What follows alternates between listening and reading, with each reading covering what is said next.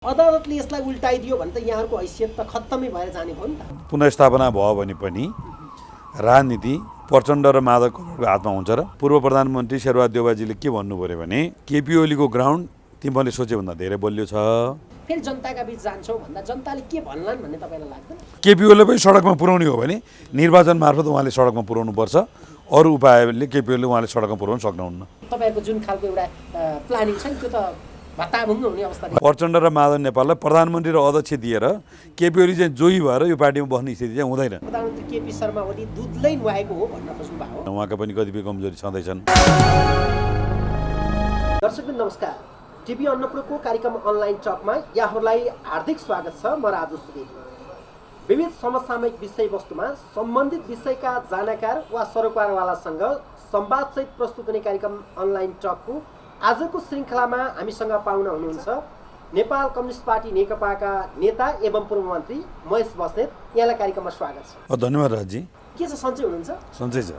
निकै दौडधुप छ पछिल्लो दिन, कसरी चल्दैछ? अब पछिल्लो राजनीतिक घटनाक्रमको बारेमा विभिन्न खालका भ्रमहरू जनतामा गइरहेको सन्दर्भ जो छ त्यसलाई सही सूचना प्रवाह गर्ने र कम्युनिस्ट आन्दोलनमा लागेका खटेका आफ्नो जीवनका ऊर्जा त्यसमा बिताएका साथीहरूलाई थप ऊर्जा दिनको निमित्त र कम्युनिस्ट आन्दोलनलाई बचाउने र अझ नयाँ सिराका साथ अगाडि बढाउने सन्दर्भमा पछिल्लो बेलामा संसद विघटन र नयाँ निर्वाचनको घोषणा पछाडि मैले अलिकति बढी विशेष गरेर युवा सङ्गठनको परिचालनसहित देशव्यापी रूपमा दौडिरहेको छु र आज पनि मलाई तपाईँले रुकुमबाट आउने क्रममा तपाईँ हाम्रो भेटघाट हुने अवसर मिलेको छ।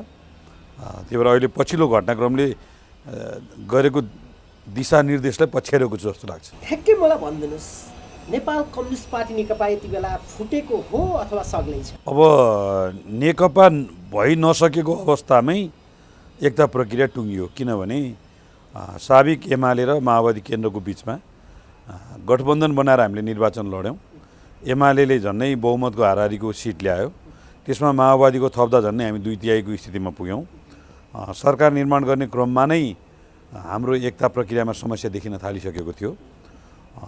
त्यस पछाडि सरकार सञ्चालनका क्रममा सायद संसदीय व्यवस्था हामीले स्वीकार गरिरहँदा 2 वर्षसम्म अविश्वास प्रस्ताव ल्याउन नपाइने प्रावधान संविधान त थिएन भने त्योभन्दा अगाडि नै अविश्वास प्रस्ताव आउने परिस्थिति बनिसकेको थियो र पछिल्लो घटनाक्रमले हामीले तोकेको चैत महाधिवेशन गर्ने प्रक्रियामा हामी नपुगी एकताको बाँकी प्रक्रिया नटुङ्ग्याई हामी चाहिँ नि सङ्क्रमणकालीन अवस्थामा नै पार्टी चाहिँ नि एकता प्रक्रिया टुङ्गेको अवस्थामा छ। यस मानेमा कानुनी नजरबाट हेर्दा हामी फुटेका छैनौँ, तर एकता प्रक्रिया टुटेको र देशभरिका जनमत हेर्दा पनि केपी ओलीले नेतृत्व गरेको नेकपामा साबिक एमाले अधिकांश अटेको, प्रचण्ड कमरेडले नेतृत्व गरेको पार्टीमा साबिकका माओवादी अधिकांश अटेको र केही साबिकका माओवादीहरू यता आएका, केही साबिकका एमालेहरू उता गएका, यो खालको परिस्थिति देखिन्छ। त्यही भएर यसलाई चाहिँ मैले पार्टी विभाजन भन्दा पनि एकता प्रक्रिया चाहिँ नटुङ्गेको अर्थमा चाहिँ मैले लिएको छु।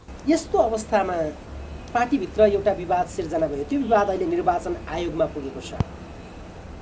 तपाईँहरूले आम सार्वजनिक कार्यक्रममा त हामी आफै आधिकारिक भनेर भाषण गर्नुभएको छ दुवै पक्षले।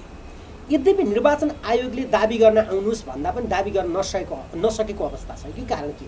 अब दाबी चाहिँ कस्तो हुन्छ भने जसको सामान हो उसले दाबी गर्दैन, होइन?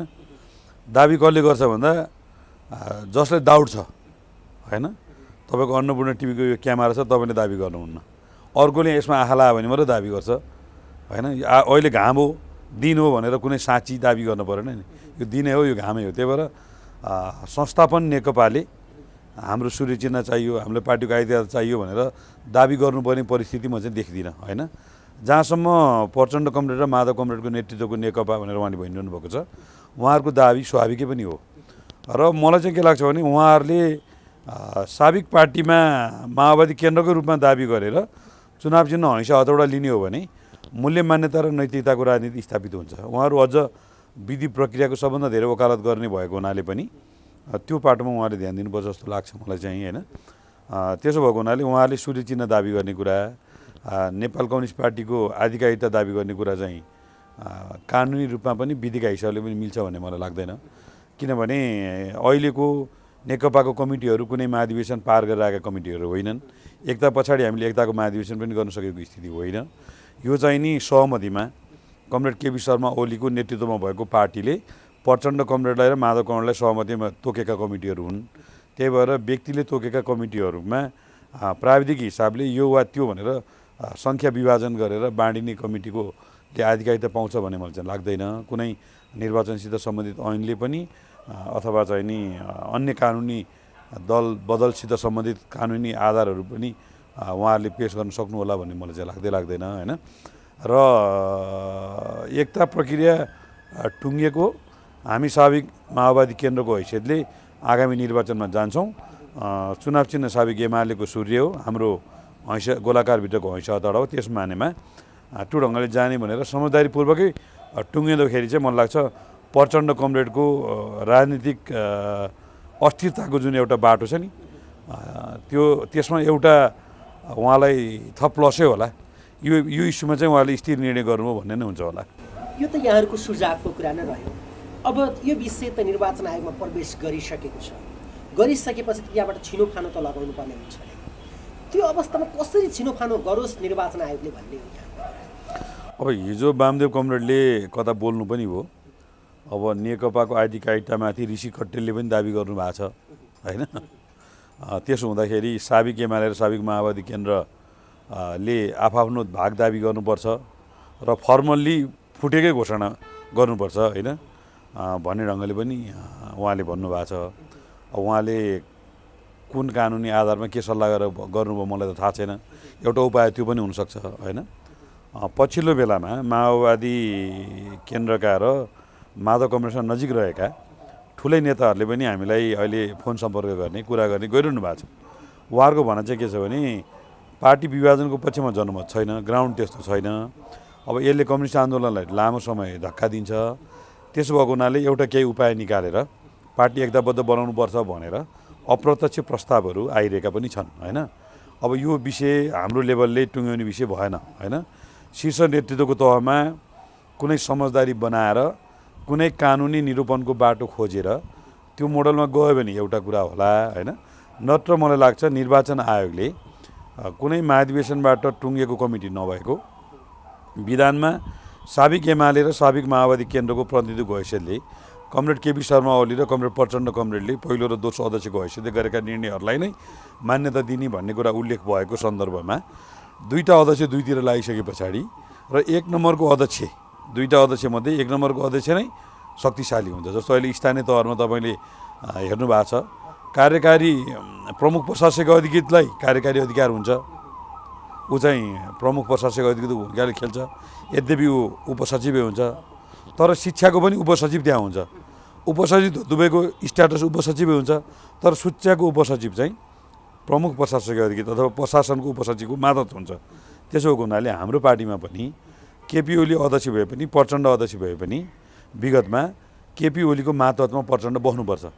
त्यो चाहिँ हाम्रो वैधानिक व्यवस्था हो। त्यसो भएको हुनाले केन्द्रीय कमिटीको बैठक नबस्दाखेरि अध्यक्ष नै पार्टीको संस्था हुन्छ। त्यसो हुँदा केपी ओलीले गरेका निर्णयहरू नै यो पार्टीको आधिकारिक निर्णय हुन्छन्।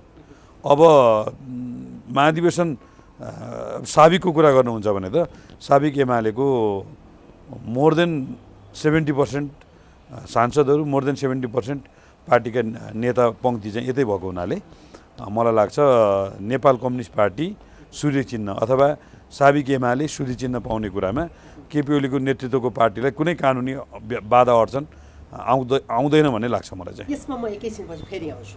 मलाई होला पार्टीको कमिटीगत जिम्मेवारीका हिसाबले तपाईँको कहाँ छ त्योसँग म अहिले आइनँ, तर पछिल्लो डेभलप भएको घटनाक्रम छ नि यसलाई तपाईँले असाध्यै नजिकबाट निहाल्नु भएको छ भन्ने मलाई लाग्छ। ठ्याक्कै अहिलेको अवस्था कसरी सिर्जना? अब अहिलेको अवस्था त मैले अहिले पनि भने कम्युनिस्ट आन्दोलनका दुई धारलाई एकताबद्ध बनाउने अभियानमा केपी शर्मा ओली लाग्नुभयो। माओवादीहरूले क्रान्तिका परम्परागत धारलाई पछ्याइरहेका थिए। उनीहरू छलाङ क्रमभङ्ग महाविपत्ति होइन, धक्का छलाङ क्रमभङ्ग महाविपत्ति प्रचण्ड पथमा यो कुरा समावेश थियो। र बन्दुकको नालबाट सत्ता कब्जा गर्नुपर्छ भन्ने मान्यताका आधारमा हत्या, हिंसा, अपहरण र आतङ्कवादी गतिविधि उहाँहरू गरिरहनु भएको थियो। क्रान्तिका नाउँमा जबरजस्ती चन्दा असुली लगायतका विविध घटना गरिरहनु भएको थियो र अधिनायकवादी राज्य सत्ताको उहाँले उपयोग गरिरहनु भएको थियो होइन। म अहिले पनि रुकुमबाट आउँदैछु, अहिले पनि उहाँको प्रभाव भएका रुकुम रोल्पाहरूमा जिल्लाहरूमा लोकतन्त्र पनि आएको छैन, गणतन्त्र पनि आएको छैन, त्यहाँ अधिनायकवाद कायमै छ होइन। अहिले पनि अरू पार्टीको गतिविधि गर्न नदिने, अरू नेतालाई स्वीकार नगर्ने, कालो झन्डा देखाउने, अवरोध गर्ने खालका हरकतहरू छँदैछ।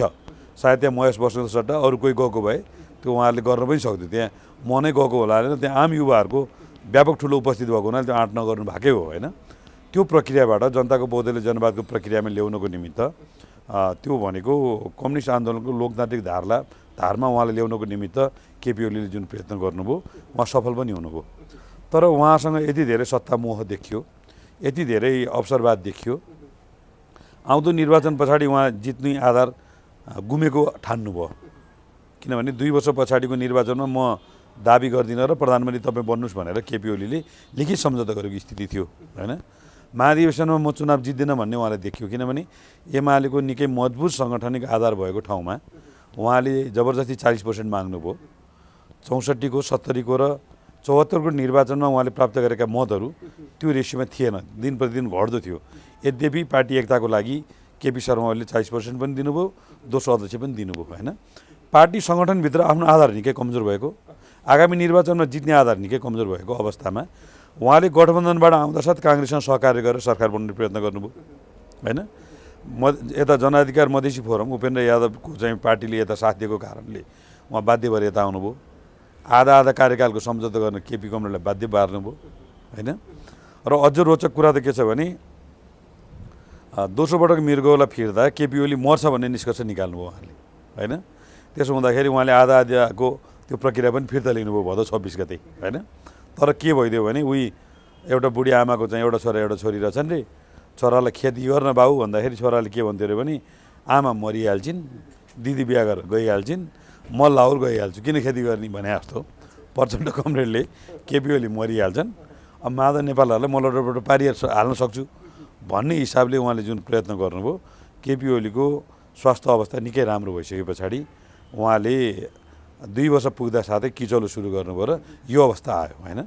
यो अवस्थामा केपी ओलीले के निर्णय गर्नुभयो भने नेपालको राजनीति 52 सालको इतिहासतर्फ फर्किने भयो, त्यो पुनरावृत्तिमा जाने भयो। मनमोहन अधिकारी प्रधानमन्त्री हुनुहुन्थ्यो, माधव नेपाल रक्षा हुनुहुन्थ्यो, केपी ओली गृहमन्त्री हुनुहुन्थ्यो। त्यतिखेर त्यो लोकप्रिय सरकारलाई काङ्ग्रेसले ढालिसके पछाडि संसद विघटनको प्रस्ताव उहाँले गर्नुभयो र विश्वनाथ उपाध्यायले त्यसलाई उल्टाइदिनु भयो। तपाईँ त्यो घटनालाई समीक्षा गर्नु त, विकृति विसङ्गति सुरु भयो, पजेरो काण्ड सुरु भयो होइन, माओवादी फुट्यो, के अरे फर्स्ट आयो हाम्रो पार्टी फुट्यो। तपाईँकै पार्टीका एक अध्यक्ष प्रचण्ड उहाँले तपाईँले जुन उहाँको बारे चर्चा गर्नुभयो नि, त्यो चर्चा गर्दै गर्दा अर्का अध्यक्ष एवं प्रधानमन्त्री केपी शर्मा ओली दुधलै नुहाएको हो भन्न खोज्नु भएको हो। अब ठ्याक्कै त्यस्तो त म भन्दिनँ होइन। हामीले कमजोरीविहीन मान्छे त भेट्दैन, उहाँका पनि कतिपय कमजोरी छँदैछन् होइन।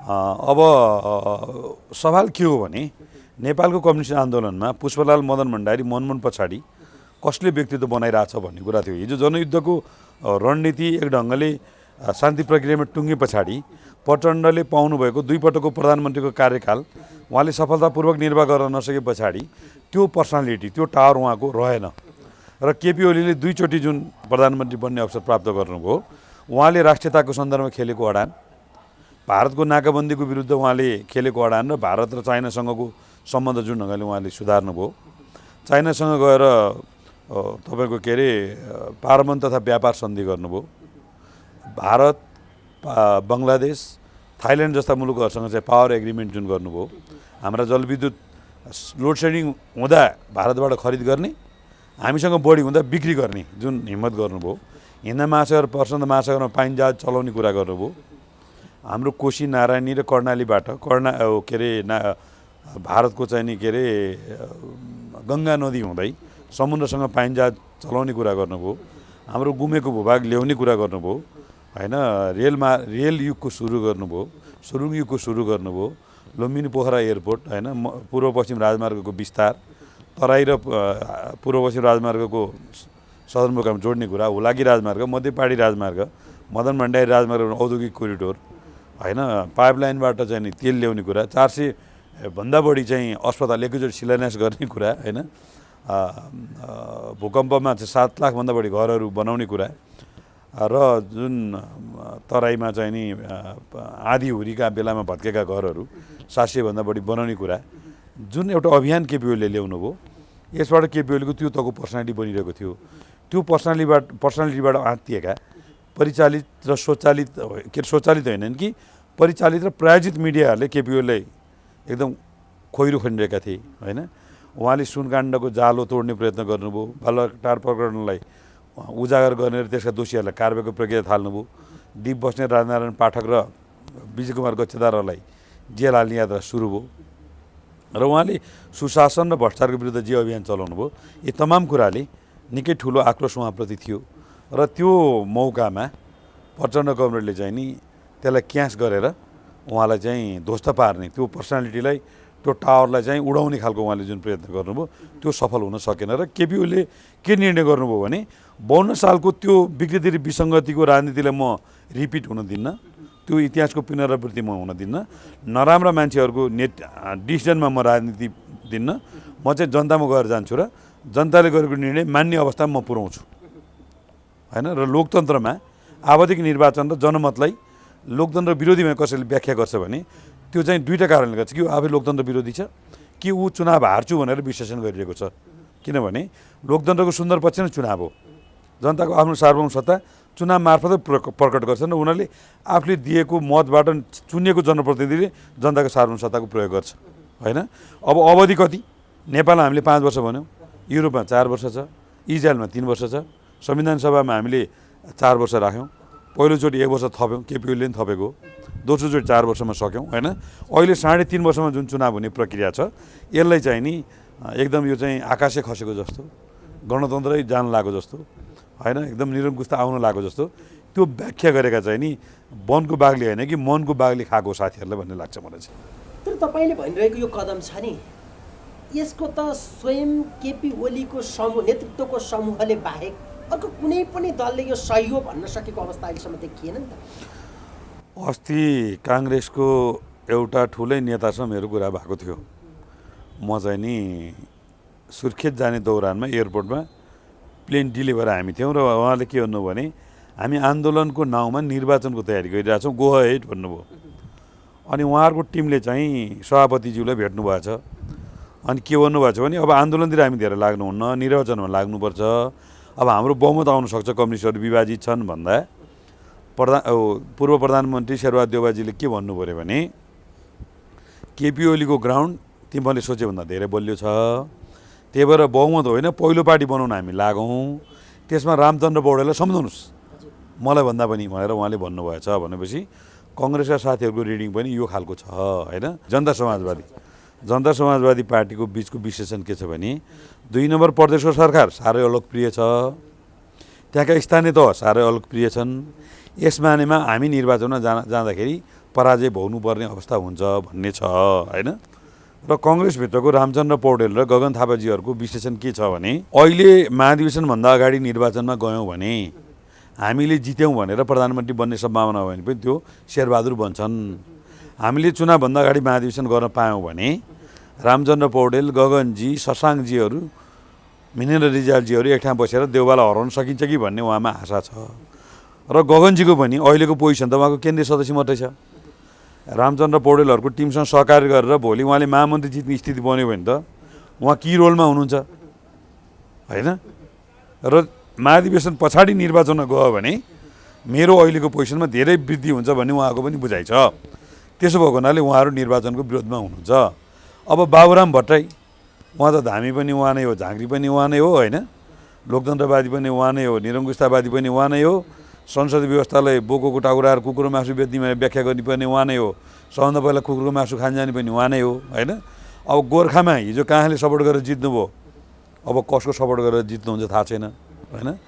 हिजो प्रचण्डले त काठमाडौँमा उठ्नुभयो, रोल्पा जानुभयो, सिरा जानुभयो, चितवन जानुभयो, अब कहाँ जाने हो, उहाँ नि निर्वाचन क्षेत्र खोज्दै हुनुहुन्छ। अब बाबुरामको निर्वाचन क्षेत्र त खोजेर अन्त पाइएला जस्तो लाग्दैन। मधेसमा पक्कै उहाँलाई स्वागत गर्ने स्थिति छैन, त्यही भएर उहाँले निर्वाचनको विरोध गर्नु स्वाभाविकै हो। र यो अनेक खालका इन्ट्रेस्टहरूले निर्वाचनको सतहमा विरोध भइरहेको छ, तर भित्र सबै साथीहरू निर्वाचनको तयारीमा लागिरहेका छन् होइन। अब निर्वाचनमा हामीबाट विभाजित भएर गएको पार्टीले निर्वाचनलाई अस्वीकार गर्नु त स्वाभाविकै हो, किनभने उहाँका आन्दोलन कार्यक्रम हेर्नुहोस्, वडा वडामा जागरण कार्यक्रम होइन, उहाँका विद्यार्थीका कार्यक्रम लालटिन जुलुस, पुतला जुलुस। हिजो 62-63को आन्दोलन 59मा शाही कदमपछि 62-63को आन्दोलनका युवा विद्यार्थी नेतृत्व हामीले गरेका थियौँ। त्यतिखेरको हाम्रो अनुभव छ क्या, हामी मुर्दा जुलुस निकाल्थ्यौँ, किनभने जिउँदा जुलुस निकाल्न 2-4 हजार मान्छे चाहिन्छ, अब 20 जना भन्दा मान्छे आउँदैन। अब मुर्दा जुलुस भए त सेतो कपडा ओढेर 20 जना सडकमा सुत्तेपछि तपाईँहरूले व्यापक मिडियाले हाइलाइट गरियो। हामी उल्टो जुलुस निकाल्थ्यौँ, सुल्टो जुलुस निकाल्ने मान्छे छैन, 40 जना मान्छे पछाडि फर्केपछि त बडो हाइलाइट भयो। हामीले मुकुन्डो जुलुस भने निकाल्थ्यौँ। त्यही भएर जब आन्दोलनमा सहभागिता हुँदैन त्यस पछाडि जुलुसका अनेक स्वरूपहरू प्रकट हुन्छन् होइन। यसको मतलब के हो भने विभाजनको पक्षमा नेपाली जनमत छैन। र हिजो माले एमालेको अनुभव छ, हिजो काङ्ग्रेस र के काङ्ग्रेस भनेर प्रजातान्त्रिक काङ्ग्रेस भनेर देवाजीले भन्नुभयो, जगन्नाथजीले जनकाङ्ग्रेस भनेर पनि भन्नुभयो, जगन्नाथ आचार्यले होइन, उहाँहरूको पनि त्यो अनुभव छ। त्यसो भएको हुनाले विभाजित शक्ति निर्वाचन चाहँदैन।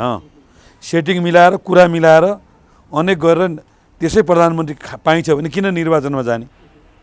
प्रचण्ड कमरेड त्यही भएर अहिले सीता आमालाई उपचार गर्न जानुभयो हो कि आफ्नै राजनीतिक उपचार गर्न जानुभयो थाहा छैन। अहिले मिडियामा चाहिँ अनेक व्यक्तिहरूलाई भेट्न खोजेका, भारतका नेताहरूलाई भेट्न पाएका अनेक कुराहरू आइरहेको सन्दर्भमा अहिले चाहिँ जाल झेल र तिकडमबाट राजनीतिमा स्थापित हुने र प्रधानमन्त्री बन्ने जुन खेलमा कमरेड प्रचण्डहरू लाग्नु भएको छ त्यो छोडेर सक्दा एक्लै हिम्मत छ भने अहिंसा हतौडा चिन्ह लिएर, नसक्दा अन्य दलसँग गठबन्धन गरेर चुनावमा आउने कुरा चाहिँ उहाँको लागि सबभन्दा ठुलो कुरा हुन्छ। र केपी ओलीलाई च्यालेन्ज उहाँले त्यसरी गर्ने हो होइन।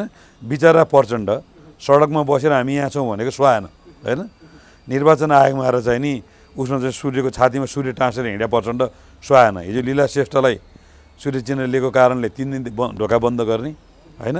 यदु गौतमलाई सूर्य चिन्ह ल्याएर मार्ने, उहाँको पार्टीले मारे हो नि त यदु गौतमलाई होइन। यता रेणु दाहाललाई जिताउँदा पनि उहाँले देवी प्रसाद ग्यावालीको सूर्य चिन्ह कब्जा गरेकै हो। आज त्यही सूर्य चिन्ह छातीमा टाँसेर हिँडेको प्रचण्ड चाहिँ बिचरा होइन, बिचरा हुन्छ त्यो एकदम दयालाग्दो प्रचण्ड देखिएको छ। प्रचण्ड भन्ने जुन थियो त्यो कामै गर्दा राम्रो होला। त्यो बिचरा दयालाग्दो एकदम हिन्ता बोध र कुण्ठा बोकेको प्रचण्ड चाहिँ नेपालको राजनीतिमा सुहाउँदो प्रचण्ड होइन। बरु त्यो माधव कमरेडलाई सुहाउँछ, मलाई अपमान भयो, यस्तो भयो, उस्तो भयो, बुढेसकालमा होइन 15 वर्ष राजकाज गरेको मान्छे मैले भन्दा उहाँलाई चाहिँ सुहाउँछ, निर्य कुण्ठा बोकेको बिचरा माधव नेपाल भन्दा। तर प्रचण्डलाई सुहाउँदैन। त्यही भएर प्रचण्ड बिचरा पथमा जान हुँदैन। प्रचण्ड मर्दा पनि खुट्टा तानेर मर्ने हो नि। प्रचण्ड त्यो बिचरा भएर सडकमा अनसन गर्न जाने कुरा सुहाउँदैन जस्तो लाग्छ मलाई। यसको अर्थ प्रचण्ड लगायतको त्यो समूह प्रधानमन्त्री केपी शर्मा ओलीले जे गर्दै अगाडि बढ्नु भएको छ यसलाई ट्वाललाई हेरेर बस्नुपर्ने भन्ने तपाईँको भनाइ हो? किन ट्वाललाई हेर्नु पऱ्यो? उहाँ निर्वाचनको प्रक्रियामा सहभागी हुनु पऱ्यो, केपी ओलीलाई च्यालेन्ज गर्नु पऱ्यो होइन। निर्वाचनबाट च्यालेन्ज गर्ने हो नि त लोकतन्त्रमा। ठ्याक्कै निर्वाचन हुन सक्छ भन्ने आधार के हो यस्तो अवस्थामा? किन नसक्ने? निर्वाचन आयोगले तयारी गरिसक्यो, सुरक्षाकर्मी परिचालित भइसके होइन। निर्वाचन त कुनै हालतमा हुन्छ, निर्वाचन नहुनु पर्ने त्यस्तो अस्वाभाविक अवस्था केही पनि आएको छैन होइन। अब सूर्य चिन्हमा उहाँको माया छ भने दुईवटा कुरा हुन्छ कि उहाँहरू फर्केर आउनु पऱ्यो सूर्य चिन्ह पाउनको लागि गल्ती कमजोरी स्वीकारेर, कि चाहिँ पद्मरत्न तुलाधर र हृदेश त्रिपाठीहरूले जुन सूर्य चिन्ह माग्नुभयो, पद्मरत्न तुलाधर स्वतन्त्र वामपन्थी भनेर सूर्य चिन्हमा लड्नुभयो काठमाडौँ चुनाव, हृदेश त्रिपाठीहरूले स्वतन्त्र राजनीतिक समूह भनेर सूर्य चिन्ह लिनुभयो। प्रचण्ड कमरेडहरूले पनि हामी स्वतन्त्र वामपन्थी अथवा स्वतन्त्र राजनीतिक समूह भनेर आउनुभयो भने सूर्य चिन्ह पाउन सक्नुहुन्छ होइन। त्यो सम्भावना बाबुरामसँग पनि छ। उहाँले पनि हामी स्वतन्त्र राजनीतिक समूह भनेर आउनुभयो भने गोर्खामा सूर्य चिन्ह पाउन सक्नुहुन्छ। नत्र भने सूर्य चिन्हमा उहाँको दाबी भनेको राजनीतिमा यो जतिको अनैतिक काम चाहिँ कहिले पनि हुँदैन। प्रधानमन्त्रीज्यूले संसद विघटन गर्नुभयो, यो संसद सामान्य अवस्थामा तपाईँले हासिल गरेको मत होइन कि त्यो मत, तर यति सहजै यसलाई तपाईँले निस्तेज पार्ने र फेरि हामी बहुमत ल्याउँछौँ अथवा फेरि अरू त्यही सूर्य चिन्ह लिएर फेरि जनताका बिच जान्छौँ भन्दा जनताले के भन्लान् भन्ने तपाईँलाई लाग्दैन? अब यस्तो हुन्छ, परिस्थितिमा रक्षकहरू भक्षक भएर आएका, खलनायकहरू नालायक भएर आएको परिस्थिति जनताले बुझ्न सक्नुपर्छ। भावी राष्ट्रपति प्रधानमन्त्री भावी राष्ट्रपति प्रचण्ड भनेर शासकीय स्वरूपमा प्रत्यक्ष निर्वाचित राष्ट्रपतिको वकालत गरेको कमरेड प्रचण्डले किन छोड्नुभयो शासकीय स्वरूपको प्रत्यक्ष निर्वाचित राष्ट्रपतिको संवैधानिक व्यवस्था किन संसदीय प्रणालीमा जानुभयो? झलनाथ र माधव नेपालहरूले प्रत्यक्ष निर्वाचित प्रधानमन्त्री भन्नुभयो, उहाँहरू त्यहाँ किन छोड्नुभयो? किन काङ्ग्रेसको संसदीय प्रणालीमा जानुभयो? र 2 वर्ष त केपी ओलीले राखेको 2 वर्षसम्म अविश्वास प्रस्ताव ल्याउन नपाइयोस्, कमसेकम 2 वर्ष स्थिर सरकार चलोस् भनेर। यदि त्यो 2 वर्ष थिएन भने त प्रचण्डले 1 वर्षमै अविश्वास प्रस्ताव ल्याउने रहेछ नि, त्यो पनि अनैतिक ढङ्गले। नेकपाको संसदीय दलमा ल्याउनुपर्छ यदि नैतिकता उहाँसँग छ भने, बहुमत छ भने।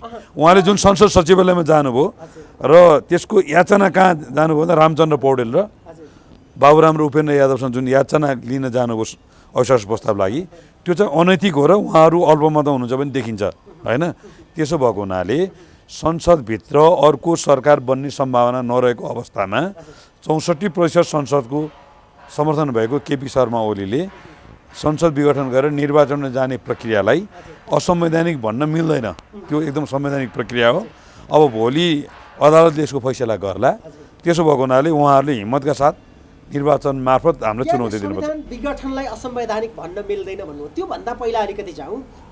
अध्यक्ष द्वय प्रचण्ड र केपी शर्मा ओली आम जनताका बिचमा चुनावको माहौलमा जानुभयो, बहुमतका लागि मत माग्नुभयो र बहुमत आयो। त्यो सरकार जुन गठन भयो प्रधानमन्त्री केपी शर्मा ओलीको नेतृत्वमा, त्यसले अपेक्षित हिसाबले काम गर्न नसकिसकेपछि संसदले अविश्वासको प्रस्ताव राख्न खोज्ने कुरा कहाँको अनौठो कुरा भयो? तपाईँलाई कसरी अनौठो लाग्यो त्यो? हामी लोकतान्त्रिक व्यवस्था के अपनाएका छौँ भने बहुदलीय व्यवस्था अपनाएका छौँ। बहुदलीय व्यवस्थामा हाम्रा प्रतिनिधि हामीले दल मार्फत पठाउँछौँ, हामी स्वतन्त्र प्रतिनिधि पठाउँदैनौँ र हामीले सबै कुरा दल मार्फत गर्नुपर्छ होइन। र उहाँले संसदीय दलमा अविश्वास प्रस्ताव ल्याउनुपर्छ। अविश्वास प्रस्ताव ल्याउनु पाइन्छ, लोकतान्त्रिक विधि हो यो। तर कहाँ हो त भन्दा आफ्नो संसदीय दलमा ल्याएर हराउनु पर्यो, सदनमा होइन। सदनमा ल्याएर विपक्षीसँग मिल्ने भनेको चाहिँ पार्टी फुटेको औपचारिक घोषणा उहाँहरूले गर्नुभयो। त्यो गर्ने त एक्सर्साइज गर्न त टाइम नै दिनु भएन त प्रधानमन्त्रीज्यूले? जब अब प्रधानमन्त्रीजीले यो नेतृत्वबाट जनताले अपेक्षित काम पाउन सकेनन् भन्ने भएपछि अविश्वासको प्रस्ताव ल्याउने गाईगुई जब सुरु भयो, त्यही बेला संसद नै पुरै विघटन गर्न टाइम दिनु भएन नभन्नु न। 2 वर्ष पछाडि उहाँहरू यति निरन्तर लाग्नु भएको छ। अस्ति चाहिँ नि हाम्रो के अरे केही मान्यज्यूहरूको इन्टरभ्यू सुने मैले, हाम्रो पुरानै हस्ताक्षरलाई यहाँ प्रयोग भयो भन्नुभयो। उतापट्टिका साथीहरू कतिपय यता आउनु भएर भन्नुभयो, कति उतै बसेर नि भन्नुभएको छ। त्यसको मतलब के हो भने उहाँले अविश्वास प्रस्ताव ल्याउनु त 2 वर्ष अगाडि नै सही गरिसक्नु भएको थियो। संसदीय दलमा किन ल्याउनु भएन भने उहाँसँग बहुमत नभएर नल्याउनु भएको हो। बहुमत भएको भए संसदीय दलमा ल्याउनुहुन्थ्यो। बहुमत नभएपछि उहाँले यता ल्याउनु भयो। यता ल्याएपछि उहाँहरूसँग यो पार्टीमा बस्ने आधिकारिक हैसियत रहेन। उहाँहरू अनैतिक किन हुनुभयो भने त्यहाँ अविश्वास प्रस्ताव ल्याउने सँगसँगै उहाँले नयाँ पार्टी दर्ता गर्नुपर्थ्यो र पार्टी फुटेको घोषणा गर्नुपर्थ्यो। त्यो नगर्ने चाहिँ कानुनी दाउपेचबाट लड्न सकिन्छ कि र कानुनी रूपमा लाल बुजक्कड वकिल साहबहरू जो चाहिँ विभिन्न पद नपाएको, न्यायाधीश नपाएकोमा, महाधिवक्ता नपाएकोमा रिसाएका र कतिपय डेमोक्रेट भन्ने वकिल साहबहरूको सहारा लिएर यो एउटा चाहिँ कानुनी लडाइँको एउटा अन्तिम प्रयास गर्नुभएको छ। मलाई लाग्छ यसपछि उहाँहरू निर्वाचन स्वीकार्नुहुन्छ र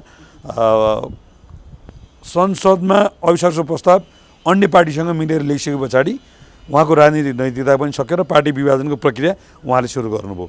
यस मानेमा संसद विघटनको प्रक्रिया उहाँहरूको निमित्त निकै चोटिलो र राम्रै प्रहार थियो होइन। राजनीतिमा समकालीन प्रतिपक्ष जसरी आउँछ सम्बन्धित दल पनि त्यसरी जान्छ र सत्ताको दलभित्र जुन भर्याङ चढिरहनु भएको थियो एकैचोटि लडेर चाहिँ उहाँ सडकमा पुग्नुभयो र केपिओले पनि सडकमा पुर्याउने हो भने निर्वाचन मार्फत उहाँले सडकमा पुर्याउनुपर्छ।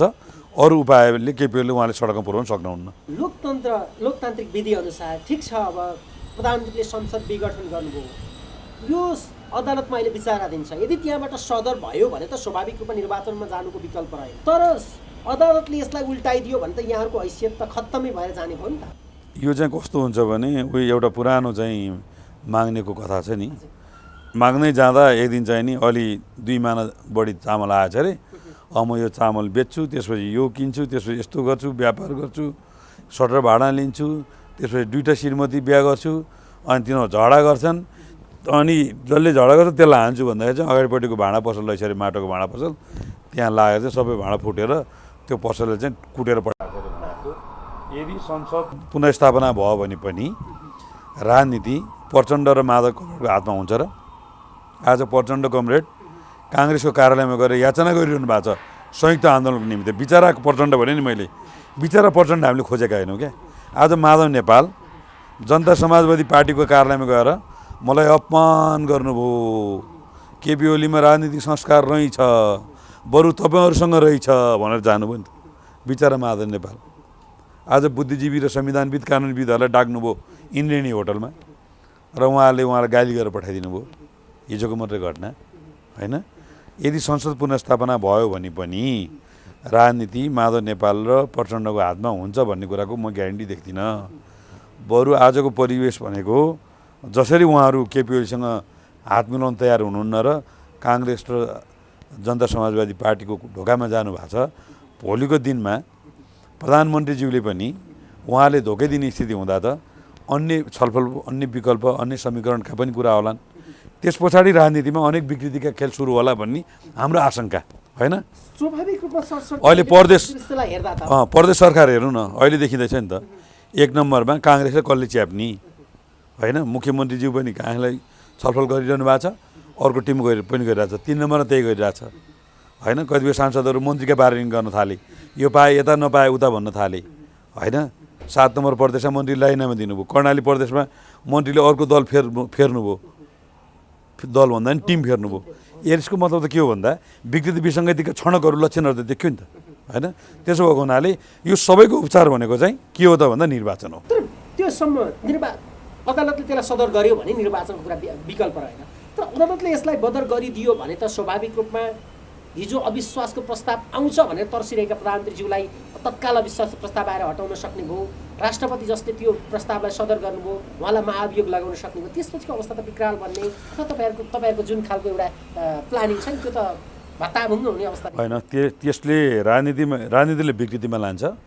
अब उहाँको पार्टी विभाजित हुँदा पनि राष्ट्रपतिलाई महाभियोग लगाउने कुरा चाहिँ मनको लड्डु घिउसँग कहानी हो। झलनाथ कमरेड त्यही राष्ट्रपति बन्नको लागि धरारा, रानीपोखरी, डकर्मी, सिकर्मीले बना भन्ने ठाउँ पुग्नु भएको छ। अब झलनाथ खनाल त मलाई यो मुलुकको राष्ट्रपति बन्नु होला भन्ने देख्दिनँ म। उहाँ प्रचण्ड भित्ते राष्ट्रपति, उहाँ सडक छाप राष्ट्रपति नै हो होइन। र राजनीतिको खेलाडी चाहिँ प्रचण्ड मात्रै हो र, अरू पनि त खेलाडी छन् नि। शेरबहादुर देउवाले के भन्नुभयो भने काङ्ग्रेस एक्लै आन्दोलन गर्छ, एक्लै निर्वाचनमा जान्छ, अदालतको फैसला मान्छ, स्पष्ट छ होइन। जनता समाजवादी पार्टीले हामी संयुक्त आन्दोलन गर्दैनौँ, स्पष्ट छ भनेपछि भोलि संसद पुनर्स्थापना भयो भने पनि प्रधानमन्त्रीले विकृति र विसङ्गति मुक्त राजनीतिलाई अगाडि बढाउने क्रममा अहिलेको विपक्षी भनेका दलहरूसँग सहकार्य गरेर जाने म स्थिति देख्छु।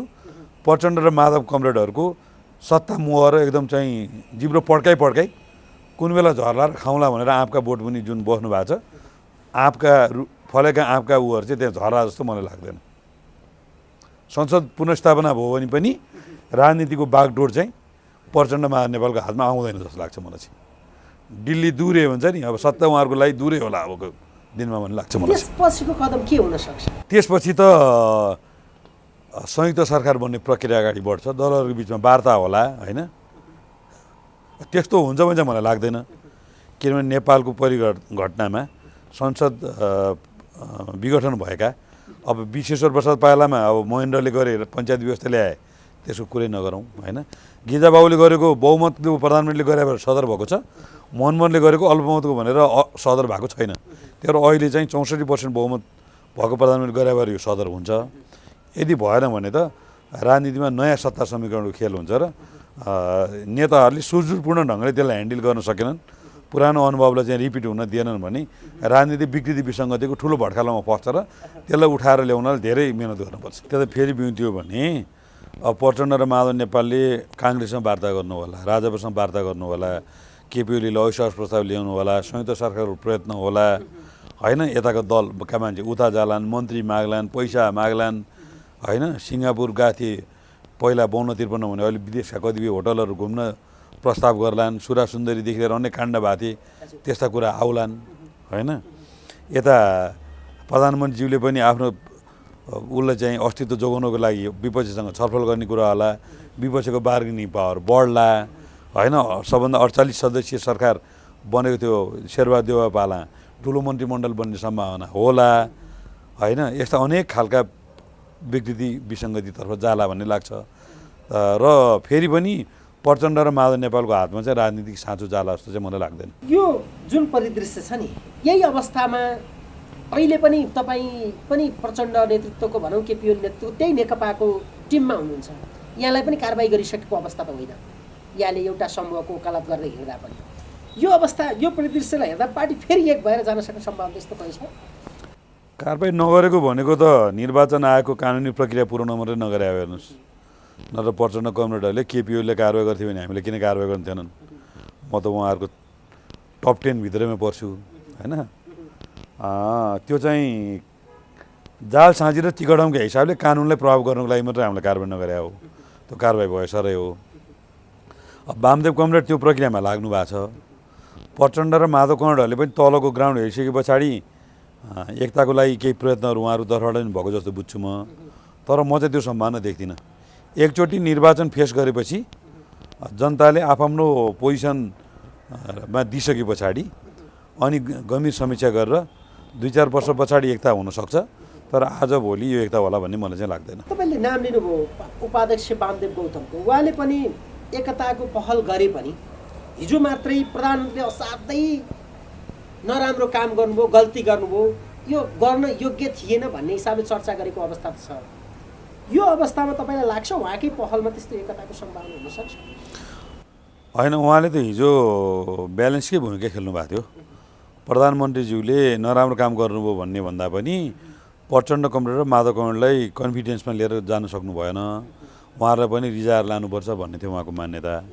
अनि अर्कोतिर फेरि आफ्नै सरकारको विरुद्ध अन्य पार्टीसँग मिलेर चाहिँ अविश्वास प्रस्तावसम्म हाल्ने ठाउँमा जानु हुँदैन है भन्ने थियो उहाँको। त्यतिखेर पनि ब्यालेन्सकै भूमिका थियो। अब प्रधानमन्त्रीले स्पष्ट भन्नुभएको थियो नि, चैतमा म छोडिदिन्छु, अब चैतमा तपाईँलाई हतार भयो भने नीति महाधिवेशन र नेतृत्वको महाधिवेशन छुट्टा छुट्टै गरौँ, माघ फागुनमा पनि म छोड्न तयार छु भन्नुभएकै थियो। अब माधव कमरेडलाई अध्यक्ष बन्ने यदि हतार भयो कि उहाँ अब अहिले द्वितीय अध्यक्ष जानुभयो होइन। अब 2 वर्ष पछाडि प्रधानमन्त्री छोडिदिन्छु भन्नुभएकै थियो।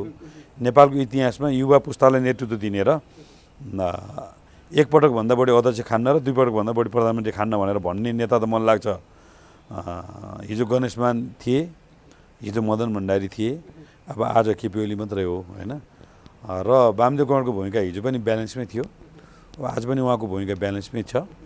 र अन्ततोगत उहाँले पार्टी एकताको लागि मलाई लाग्छ केपी ओलीको नेतृत्वको मूल प्रवाहमा नै उहाँ हुनुहुन्छ भन्ने लाग्छ मलाई चाहिँ। उहाँले के भन्नुभएको छ भने जब पार्टीभित्रैबाट प्रधानमन्त्री विरुद्ध अविश्वासको प्रस्ताव आउने सङ्केत देखियो, त्यो प्रधानमन्त्रीको अलोकप्रियताको सङ्केत पनि हो। त्यस्तो अवस्थामा उहाँले राजीनामा दिएर त्यो बाटो क्लियर गरिदिनु पर्थ्यो भन्ने कुरा त स्पष्ट भन्नुभएको छ। होइन, प्रधानमन्त्रीको अलोकप्रियता नाप्ने कसले? मैले अहिले पनि भने केही परिचालित मिडियाले नाप्ने हो, केही फेक आइडी खोलेका सोसियल अभियन्ताहरूले नाप्ने हो, केही राजावादीहरूको चाहिँ नि तल भत्ता खाएर सडकमा निस्केका सामाजिक अभियन्ताहरूले नाप्ने हो। त्यो नाप्ने त निर्वाचन होइन र, त्यो नाप्ने जनमत होइन र। ठिक छ, केपी ओली अलोकप्रिय रहेछन् भने भोलिको निर्वाचनमा केपी ओलीलाई पत्ता साफ गरायो भने त अनि हामी सबै बस्छौँ नि त, 5 वर्ष चाहिँ घुँडा धसेर फेरि जनताको सेवामा लाग्छौँ नि त। हामीलाई सत्य चाहिन्छ भनेको छ र। अब केपी ओली लोकप्रिय छन् कि अलोकप्रिय छन् भन्ने कुरा चाहिँ प्रचण्ड र माधव नेपालहरूले अँध्यारो कोठामा बसेर अनेक खालका मान्छेहरूलाई भेटेर अन्य दलहरूसँग साँठगाँठ गरेर अन्य खालका चाहिँ पुँजीवादी दलाल पुँजीवादीहरूसँग साँठगाँठ गरेर घोषणा गरेर हुन्छ र, अनि उहाँहरूद्वारा परिचालित मिडियाले गीत गाएर हुन्छ र। ठिक छ, त्यो गर्ने अधिकार त राजहंसको रूपमा जनतालाई दिउँ। जनता त चाहिँ आजको चाहिँ परिवेशमा चाहिँ त जनता भनेका त न्यायमूर्ति हुन् नि, जनता भनेका भगवान् हुन् नि त। दिउँ न त, जाउँ न त, जनतामा जाने आँट छैन। अनि केपी ओली अलोकप्रिय भयो भनेर गीत गाएर हुन्छ? त्यसको पछाडि कुनै तर्क छैन। अब वामदेव कमरेडले के भन्नु भने म भए भन्नुहुन्थ्यो, अब त्यो त त्यही त हो नि, व्यक्ति कुरा हुन्छ।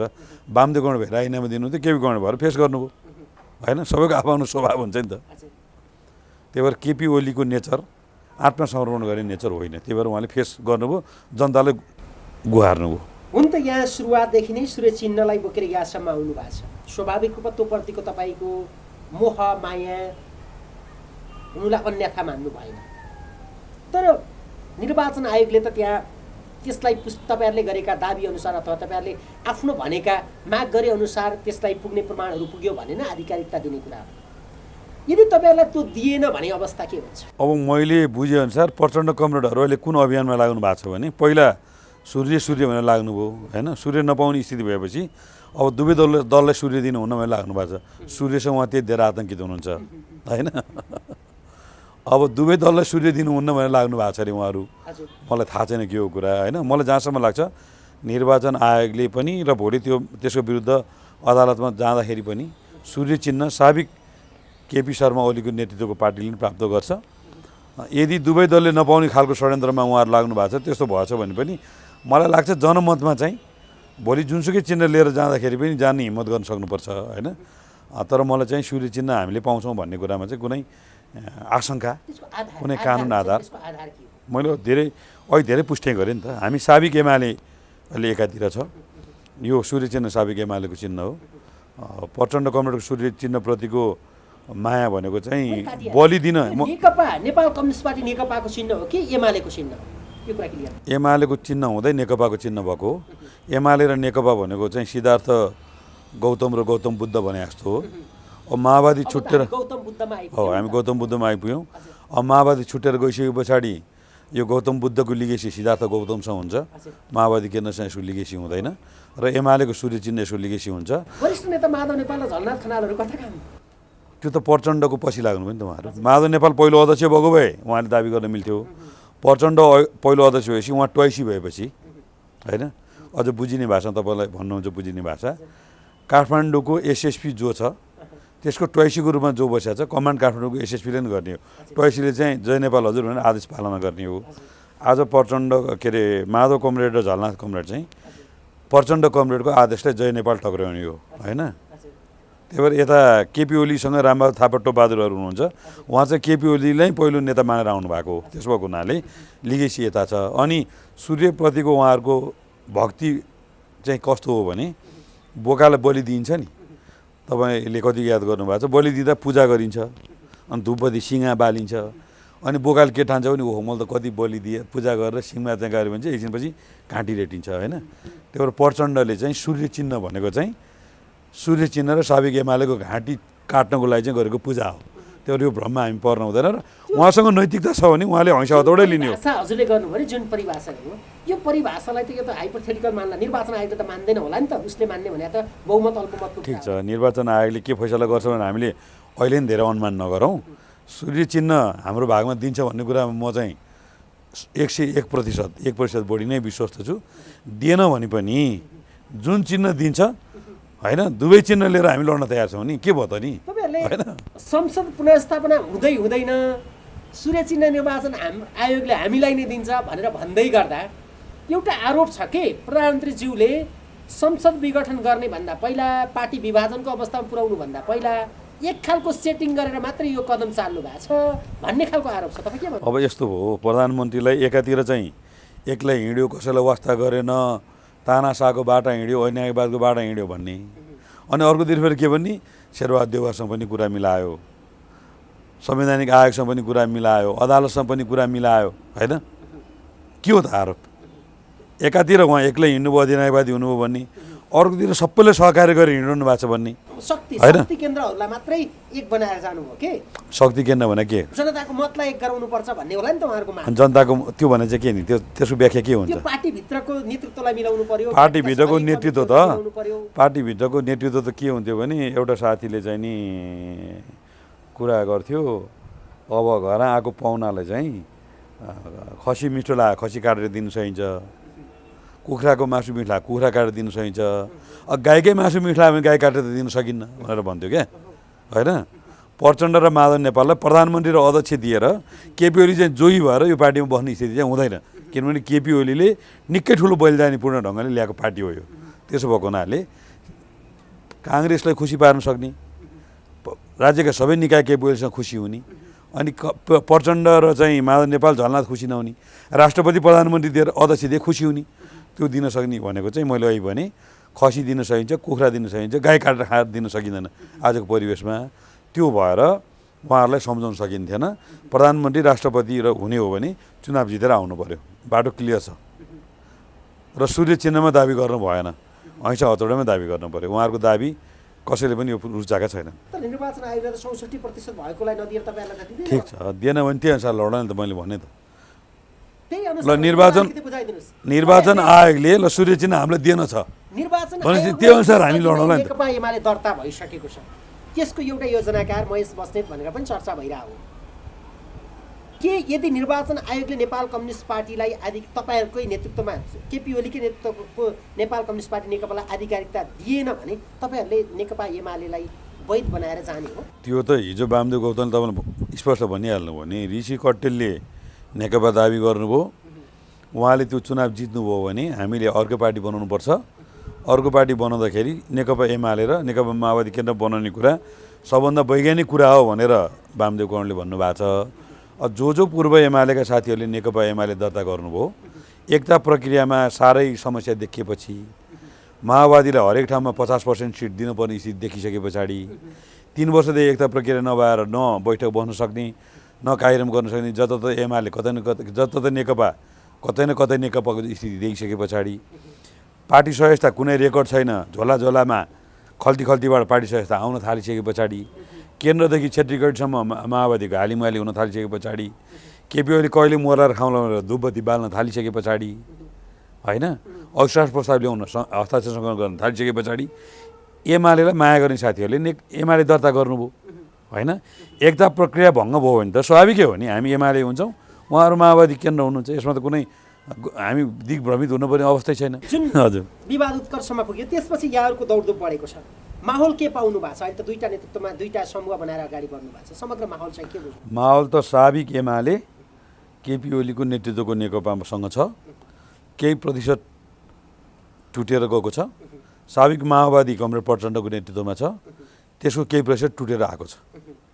त्यही भएर हिसाब किताब बराबर हुन्छ जस्तो लाग्छ मलाई। स्वाभाविक एमाले र स्वाभाविक माओवादीको पोजिसनमा अहिलेको विभाजन कायम हुन्छ। अब आउने निर्वाचनको नतिजा कस्तो आउला? अब आउने निर्वाचनको नतिजा केपी ओलीले नेतृत्व गरेको पार्टी पहिलो पार्टी हुन्छ, काङ्ग्रेस दोस्रो पार्टी हुन्छ, जनता समाजवादी पार्टी तेस्रो पार्टी हुन्छ, प्रचण्डको नेतृत्वको पार्टी चौथो पार्टी हुन्छ, अब राप्रपा रविन्द्र मिश्रजीहरूको पार्टी त्यस पछाडि क्रमशः पोजिसनमा आउला भन्ने लाग्छ मलाई चाहिँ। अहिले आम माहौल हेरिरहेछन् नि, आम मान्छेले के विश्लेषण गरिरहेछन् भने यति बेला केपी ओली सत्ताको नेतृत्वमा हुनुहुन्छ, विभिन्न अवसरहरूका कुरा हुन्छन्, शक्तिका कुरा हुन्छन्, यसले गर्दा माहौल देखिएको हो, तर भोलिसम्म जब सत्ताच्युत हुने अवस्था आउँछ त्यसले पुरै उल्टाइदिन्छ भन्ने खालको विश्लेषण पनि आम मान्छेले। त्यो त उहिलेको कुरा, सत्ताबाट प्रभावित गर्ने भनेको जमाना भनेको 30 वर्ष अगाडिको थियो। आजको नेपाली जनमत सत्ताबाट प्रभावित हुँदैन। यही बुद्धिजीवी जो बुद्धिजीवीले अहिले व्याख्या गरिरहेछन्, हिजो हेरेँ मैले ती बुद्धिजीवीहरूका यी व्याख्याहरू, अस्तिसम्म के भन्थ्यो भने केपी ओली सक्यो, अलोकप्रिय भयो, केपी ओलीले कसले समर्थन गर्छ? कोही आउँछ? मिडिया देख्नु भएको छ, सोसियल मिडिया देख्नु भएको छ? यी ठुला कुरा गर्थे अस्तिसम्म तिनै बुद्धिजीवीहरू। ती बुद्धिजीवी मध्येको एउटा बुद्धिजीवीले हिजो के भनेको सुन्नुभयो? म केपी ओलीको आजीवन विरोध गर्थेँ, म चाहिँ केपी ओलीको प्रति मेरो आग्रह रहेछ भन्ने ठानेको, वास्तवमा म ठिक रहेछु, अहिले चाहिँ प्रचण्ड र महान नेपालले पनि विरोध गर्न थालेछन् भनेपछि जेरीमा गुलियो कहाँ छ भन्ने कुरो बुझ्यो नि त होइन। त्यसो भएको हुनाले अहिले केपी ओलीको पछिमा जुन देशभरि लहर देखियो, देशभरि युवा देखिए, देशभरि हामी हिँड्यौँ, अनि अहिले यिनीहरू के भने सत्ताका कारणले हिँडेका हुन्। कुनै बेलामा जयप्रकाश गुप्ताले सञ्चार मन्त्री लिँदाखेरि, खुमबहादुर खड्काले गृहमन्त्री लिँदा घटना र विचार कार्यक्रम र पुलिस प्रशासन मार्फत कहाँले बहुमत ल्यायो भनेर सबभन्दा धेरै सडकमा जाने हामी हो। आज गृह मन्त्रालयका पुलिस प्रशासन मार्फत भोट बढ्छ कहीँ? आज जनमत त्यहाँ छ। भक्तपुरमा गएको एसपीले, भक्तपुरमा गएको सिडिओले 100 भोट पुरा पार्न सक्छन्? त्यो दिन गए। हिजो काङ्ग्रेसको सर्वसत्तावादमा एमालेका नेताहरूलाई मुद्दा लगाएर अनेक गरेर त्यो इतिहास हो हिजोको। हिजोको सञ्चार मन्त्रीले घटना र विचार कार्यक्रम प्रभावित गर्थ्यो। नेपाल टेलिभिजनको 8 बजेको समाचार 90%ले हेर्थे। 62 दिनको आन्दोलन पछाडि कान्तिपुरले 8:30 को समाचारलाई 8 बजी ल्यायो। आज कान्तिपुर एनटिभी भन्दा कान्तिपुर हेर्छन् धेरैले होइन। अब अहिले पछिल्लो घटनाक्रममा गाउँघरका बुढापाका के भन्न थाले, यो त धेरै आग्रही हुन थाल्यो, विशेष गरेर सुधीर शर्माजी सम्पादक भएर आएपछि अब कान्तिपुर पनि मान्छेले हेर्न छोडे, हेर्नुहोस् अब अनलाइन मिडिया हेर्न थाले। हिजो चाहिँ नि अस्ति जितु गौतमले भन्नुहुन्थ्यो हाम्रो चाहिँ कमेडी क्लब चाहिँ एउटा त्यो के अरे जितुको छ नि के अरे मुन्डेको कमेडी, हामी 7 लाख 8 लाख गरेर एउटा सुटिङ गर्छौँ, अनि एउटा युट्युबरले लिएको इन्टरभ्यू चाहिँ कति मिलियनले हेर्छन्, हाम्रो चाहिँ 2 लाख 3 लाखलाई भ्युवर पाउन गाह्रो छ भनेपछि आजको सूचना प्रविधि कता गइरहेछ? सत्ताले प्रभावित गर्न सक्छ? होइन। कुनै नाम चलेका मिडियाभन्दा तपाईँको मिडियाको भ्युवर बढी छ नि त। आज जनमत कता गइरहेछ? त्यसो भएको हुनाले यो चाहिँ नि तलको युवाको र जनताको जनमत केपी ओलीतिर देखिए पछाडि अत्तालिएर गरेको विश्लेषण हो यो। अन्तिममा सोधे महेश बस्नेत भन्दा बित्तिकै आम युवाहरूले एउटा समृद्धिको आशाको कल्पना पनि गर्छन्। पछिल्लो पटक तपाईँले आदर्श मान्ने तपाईँको नेतृत्व केपी शर्मा ओलीले चालेको कदमबाट आम मान्छे जसले समृद्धिको अपेक्षा गर्छ उनलाई के प्रभाव पार्छ? अब राजनीतिका धेरै गुप्त कुराहरू आम मान्छेले थाहा हुँदैन। रूपचन्द्र विष्टले थाहा अभियान त्यही भएर चलाएको। म यो पार्टीभित्र रहँदा मेरो पार्टीभित्रका अप्ठ्यारा बाध्यता कति थिए, पिलो कहाँ थिए, घाउ कहाँ थियो भन्ने कुरा हामीलाई थाहा छ। केपी ओलीले किन कदम चालेन भन्दा त अप्ठ्यारो ठाउँमा पिलो आएपछि हिँड्न सक्दैनन् मान्छे, ज्वरो आएपछि रेस्ट गर्नुपर्छ नि। अहिले जुन ढङ्गले हाम्रो नेताहरू गएर केपी ओली कमरेडले भन्नुभयो नि 2-4टा नटबेल्ट फुस्केपछि गति आयो भन्नुभयो नि, त्यो कारणले आम मान्छेलाई केही समय भ्रममा हुन्छ। कम्युनिस्ट आन्दोलनलाई विकृति र विसङ्गति मुक्त बनाउने कुरामा केपी ओलीले जे कदम चाल्नु भएको छ यो एकदम सही कदम चाल्नु भएको छ र हाम्रो पार्टीभित्रका अप्ठ्यारा विकृति विसङ्गति र फोहोर मैला चाहिँ एकैचोटि बढाएर गएको छ। अब हामी आउँदो निर्वाचनमा एकदम फ्रेस म्यान्डेट लिएर 101 केपी ओलीको स्पिडलाई बोक्ने मान्छेहरू हामीसँग छन्। सेनापति मात्र होइन, त्यसलाई सपोर्ट गर्ने सेना पनि भएको हुनाले अब केपी ओलीले ठिक बाटो सम्हाल्नु भएको छ र हामी त्यसलाई साथ लिएर अगाडि जान्छौँ। जनताले यो कुरालाई चाहिँ त्यसले फेरि केपी ओलीलाई नै नेतृत्वमा ल्याउन त सक्ला, सत्तामा ल्याउन त सक्ला, तर आम जनताले के पाउँछन् भन्ने कुरा भयो। जनताले पाउँछन् नि त। हिजो केपी ओली सत्तामा आइरहँदा केपी ओलीलाई असहयोग गर्ने, दिग्भ्रमित गर्ने, ड्राइभरको सिटमा केपी ओली हुनुहुन्थ्यो, कहिले कन्डक्टरले ब्याक गर भन्थ्यो, कहिले दायाँ लैजा भन्थ्यो, कहिले बायाँ लैजान्थ्यो भन्थ्यो, कहिले भिरको बाटो देखाउँथ्यो, कहिले तैँले चलाउन जानेस् मैले चलाएँ भन्थ्यो, कोही चाहिँ नि त्यो बिचमा बसेर हुन्छ नि त्यो पेसेन्जर बसेर एउटा फलामको पाइप हुन्छ नि त्यहाँ, अनि ल मैले यो नसमावे यो बाटोमा गइसक्यो भने जस्तो अवस्था थियो भने अब चाहिँ केपी ओलीले फुल सपोर्ट गर्ने चाहिँ पेसेन्जरहरूको टिम नेकपासँग छ। अब चाहिँ दिग्भ्रमित नभइकन केपी ओली अगाडि बढाउनुहुन्छ र यो मुलुक समृद्धिको केपी ओलीले बाँकी रहेका जुन अधुरा सपना छन् त्यो चाहिँ सबै केपी ओलीले पुरा गर्नुहुन्छ। यहाँको यो अमूल्य समयको लागि यहाँलाई धेरै धेरै हस् राजुजी, तपाईँलाई पनि धेरै धेरै धन्यवाद र म अन्नपूर्ण टेलिभिजनलाई पनि धेरै धेरै धन्यवाद दिन चाहन्छु।